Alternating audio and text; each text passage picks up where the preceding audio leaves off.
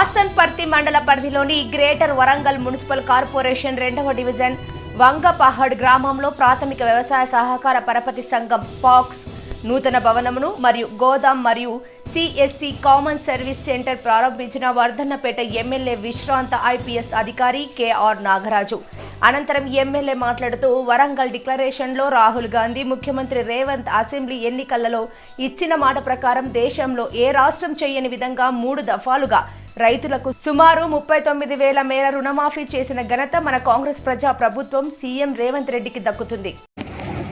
నా వంగపాడు గ్రామ ప్రజలకు, సోదరి సోదరులకు, అలాగే నా సీనియర్ నాయకులకు, ఈరోజు అందలం ఎక్కించిన కార్యకర్తలకు శిరస్సు వంచి నమస్కారం చేస్తున్నా. ఈనాటి అధ్యక్షత వహిస్తున్న ప్యాక్స్ చైర్మన్ రాజేష్ గౌడ్ గారికి, అలాగే టెస్కాప్ చైర్మన్ రవీందర్రావు గారికి, వేదిక మీద ఉన్న ఇంకా కార్పొరేటర్ రవి నాయక్ గారికి, డిసిసిబి డైరెక్టర్ జగన్మోహన్ రావు గారికి, ఏవో అనురాధ గారికి, ప్యాక్స్ డైరెక్టర్లు మార్క్ఫెడ్ డిఈ గారికి, అగ్రికల్చర్ ఏడి గారికి, మాజీ పిఎస్సి చైర్మన్ అల్లిరెడ్డి గారికి, కిసాన్ సెల్ హన్మకొండ జిల్లా అధ్యక్షులు వెంకటరెడ్డి గారికి, అలాగే సీనియర్ నాయకులు కాంగ్రెస్ నాయకులైన మహేందర్ రెడ్డి అధ్యక్షుల గారికి, డివిజన్ రఘు గారికి, గ్రామ అధ్యక్షులు రవీందర్ గారికి, మాజీ కార్పొరేటర్ సోదరి కల్పన గారికి, బ్లాక్ అధ్యక్షులు తిరుపతి, గ్రామ నాయకులు మధు కుమార్, వివిధ హోదాల నాయకులందరికీ, మరి ముఖ్యంగా రైతు సోదరులకు అందరికీ నా యొక్క హృదయపూర్వక నమస్కారాలు. చాలా సంతోషం. ఈరోజు నా చేతుల మీద ఇన్ని రోజులు నిరీక్షించిన ఈ యొక్క బిల్డింగ్ ఓపెన్ చేసుకోవడానికి నన్ను ఆహ్వానించడానికి సోదరుడు వచ్చినప్పుడు, అలాగే దానికంటే ముఖ్యంగా రైతుల కోసం సుమారు 4 సార్లు నా వద్దకు హైదరాబాద్కు వచ్చాడు. ఇంటికి వచ్చి అన్న రైతులకు రుణమాఫీ కాలేదు ఇంకా కొంతమంది రైతులకు అని ఆయన పడే వేదన తపన నేను గమనించినాను. ఎందుకంటే మాటల ప్రభుత్వం కాదు ఇది, చేతల ప్రభుత్వం అని నిరూపించే దిశగా గౌరవ ముఖ్యమంత్రి రేవంత్ రెడ్డి గారు మరియు రాహుల్ గాంధీ ఆనాడు ఆర్ట్స్ కాలేజ్ గ్రౌండ్ మన హన్మకొండలో ఇచ్చిన మాటను తూచా తప్పకుండా రైతు రుణమాఫీ ఒకేసారి చేస్తామని వాగ్దానం చేసిన సందర్భంగా రైతులకు రుణమాఫీ చేయడం చాలా హర్షించనీయం జరిగింది. అలాగే ఇక్కడ మన వంగపాడుకు సుమారుగా 1 లక్ష మొత్తం రైతులు సంఖ్య 640 మంది నాకు ఇవ్వడం 14 ఉంది. సో ఇందులో 294 మందికి 1,44,44,44,000 రుణమాఫీ అయింది. ఇంకా సుమారుగా 70 నుండి 80 మందికి ఆధార్ కార్డులో ఉన్నదా లేక బ్యాంకులో ఉన్న తీసుకున్న లింకు సరిగా లేనందున ఇంకా రాలేదు. తప్పనిసరిగా ఇంకా 200 పైసలకు మందికి 2 లక్షలు ఇంకా రావాల్సింది.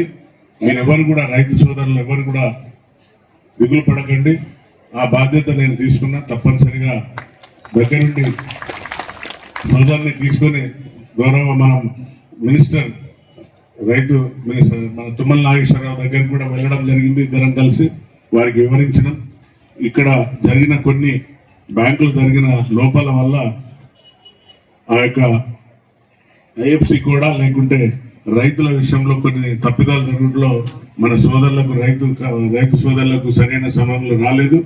ఎవరు కూడా దిగులు చెందద్దు. ఈ యొక్క 10-15 రోజులలో ఈ మంత్ లాస్ట్ కల్లా నేను దగ్గరుండి పోయి శాంక్షన్ తీసుకొచ్చే బాధ్యత నేను తీసుకుంటున్నా.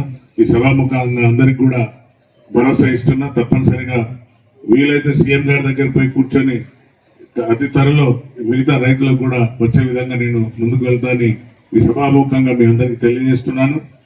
అలాగే అవాకులు చివాకులు పలుకుతున్నారు ఎన్నో విధాలుగా. ఇంత చేసినా కూడా, ఇంత ట్రాన్స్పరెంట్గా అంటే పారదర్శకంగా చేసినా కూడా ప్రభుత్వాన్ని ఎల్లవేళలా నిందలేయడం, కాంగ్రెస్ ప్రభుత్వం వచ్చినాక రైతు కష్టాలు వచ్చినాయనడం, కరెంటు కష్టాలు వచ్చాయనడం, నీళ్ళ కష్టాలు వచ్చాయని ఈ విధంగా గొంతెత్తి ఒకటే ఈ ప్రభుత్వాన్ని ఎంతసేపు అటెన్షన్ డైవర్షన్ అంటారు దాన్ని, అంటే ప్రజల నుండి ఒక తప్పుడు సంకేతానికి ప్రజలకు పంపే దిశగా ఈ బీఆర్ఎస్ ప్రభుత్వం గొంతెత్తి చిచ్చుకున్నా కూడా ఎవరు కూడా నమ్మే పరిస్థితిలో లేరు. అలాగే దసరా కానుకంగా, దసరా బోనస్గా కూడా రైతులకు రైతు భరోసా, అలాగే సన్నవడ్లు పండించే రైతన్నకు 500 రూపాయలు బోనస్గా ప్రకటించడం జరిగింది. సో ఇంత చేసినా కూడా ఈ చేసిన కార్యక్రమాలు కూడా నా కార్యకర్తలు కానీ నా సీనియర్ నాయకులు కానీ సరైన పద్ధతిలో గ్రామాలలో చెప్పుకోలేకపోతున్నాం, నేను మా కార్యకర్తలు. కాబట్టి దయచేసి ఈ తప్పుడు ఎవరైతే సమాచారం ప్రజలకు అందిస్తున్నారో వారిపైన ప్రత్యేక దృష్టి పెట్టవలసి ఉంటుంది. మన ప్రభుత్వమే రైతు పక్షపాతి, రైతును కాపాడుకునే రైతు వెన్నెముక లాంటాడు మనకు. కాబట్టి రైతును ఎప్పుడు ఎల్లవేళలా కాపాడుకునే దిశగా ఈ ప్రభుత్వం ముందుకెళ్తుంది. అలాగే మన మధ్యలో చైర్మన్ గారు, టెస్కాప్ చైర్మన్ గారు ఉన్నారు కాబట్టి సొసైటీ రిక్వెస్ట్ చేసిండ్రో వారిని కూడా నా తరఫున, మీ అందరి తరఫున రవీందర్ రావు గారిని కూడా మా రైతులను మీ బ్యాంకులో మెర్జ్ చేసుకోవాలని నేను ఈ సభాముఖంగా వేడుకోవడం జరుగుతుంది. ఎందుకంటే రైతును కాపాడుకుంటేనే మన మనుగడ ముందుకు సాగుతుంది. కాబట్టి తప్పనిసరిగా మీరందరూ కూడా ఈ బ్యాంకు ఏదైతే పేపర్స్ కావాలనో అడిగిన పేపర్లన్నీ కూడా చైర్మన్ గారు, తర్వాత అధికార సిబ్బంది అంతా కూడా దాన్ని తయారు చేసి వెంటనే చైర్మన్ గారికి సమర్పిస్తే తప్పనిసరిగా 1,30,00,000 కూడా రవీందర్ రావు గారును మన గౌడ్ గారు కూర్చొని వాటిని త్వరలోనే రిలీజ్ అయ్యే విధంగా ముందుకు తీసుకెళ్తారు. కాబట్టి ఎన్ఓసి కూడా బ్యాంక్ నుండి అందరు తీసుకోవాలి. ఈ యొక్క ఐఓబి మీకు తీసుకోవాలి. ఐఓబి బ్యాంక్ నుండి మీరు ఏదైతే ఉన్నాయో అందులో త్వరలో అవన్నీ పేపర్స్ అన్ని వారికి ఫార్మేట్ లో ఇస్తే తప్పనిసరిగా అది కూడా మన రవీందర్ రావు గారు తక్షణమే ఇస్తానని మన వేదికగా కూడా మాట ఇచ్చారు. సో ఇన్ని చేసినా కూడా ఇంకా మన పైన బురద జల్లేదానికి చాలా కుయుక్తులు చేస్తున్నారు. కాబట్టి ప్రజలు గమనించాలి, ఈ యొక్క ప్రభుత్వం మీ పక్షాన్నే ఉంది. ప్రజాపాలన గడి పాలన కాదు. మన ముఖ్యమంత్రి గారు 24/7 ఫామ్ హౌస్ లో లేడు, మీకు అందుబాటులో ఎప్పుడు సెక్రటరియట్ లో ఉండి ఎవరు వచ్చినా కూడా వారితోని మార్నింగ్ నుండి ఈవినింగ్ వరకు, ఈవినింగ్ అయితే ప్రత్యేకంగా ఎమ్మెల్యేలు ఏమన్నా సమస్యలతో వెళ్తే 4 నుండి 6 వరకు ఎమ్మెల్యేలకు కూడా కార్యకర్తల విషయంలో కానివ్వండి లేక ఇలాంటి సమస్యలు కానీ తీసుకెళ్తే తక్షణమే వాటిపైన స్పందించి తగిన అధికారులకు సూచనలు ఇస్తున్నారు. ఇంత చక్కగా పాలన పోతున్నా కూడా ఈ పాలన పైన అవాకులు చివాకులు ఫామ్ హౌస్ లో పండుకొని డైరెక్షన్లు ఇవ్వడం, ట్విట్టర్ టిల్లు అని అంటారు, ఆ ట్విట్టర్ లో పోస్ట్ చేయడం అంతే తప్ప ఒకరోజు కూడా ఫామ్ హౌస్ విడిచిపెట్టి ప్రజలకు వద్దకు వచ్చి పాపాన పోని మాజీ ముఖ్యమంత్రి కూడా వీరిని ఎలా భరిస్తున్నారు. మనం చూసినాం కౌశిక్ రెడ్డి అనే ఒక మొదటి ఏనుగు ఏ విధంగా హైదరాబాద్ లో అల్లర్లు సృష్టిస్తున్నారో చూసాం. మనం ల్యాండ్ ఆర్డర్ తప్పిపోయిందని అంటున్నారు, ల్యాండ్ ఆర్డర్ గాడి తప్పిపోయింది అంటున్నారు, మర్డర్లు రేపులు అంటున్నారు. సమాజంలో మనకున్న సమాజంలో ప్రతి సమాజం ఏదైతే చైతన్యవంతమైన సమాజంలో ఇలాంటి జరగడం వీటినైనా కూడా పోలీస్ అధికారులు ఛేదించకుంటే వారిని మనం తప్పుపడతాం. కానీ ఏది జరిగినా కూడా తక్షణమే పోలీసులకు ఫ్రీ హ్యాండ్ ఇచ్చింది గవర్నమెంట్. వారికి అధికారులకు సరైన సూచనలు ఇచ్చి ల్యాండ్ ఆర్డర్ గాడిలో పెట్టి ప్రజలకు ఎప్పుడు ఎల్లవేళలా అందుబాటులో ఉండే విధంగా ఈ పాలన కొనసాగుతున్నా కూడా అవాకులు చివాకులు పేల్చి ఎంతసేపు ప్రభుత్వాన్ని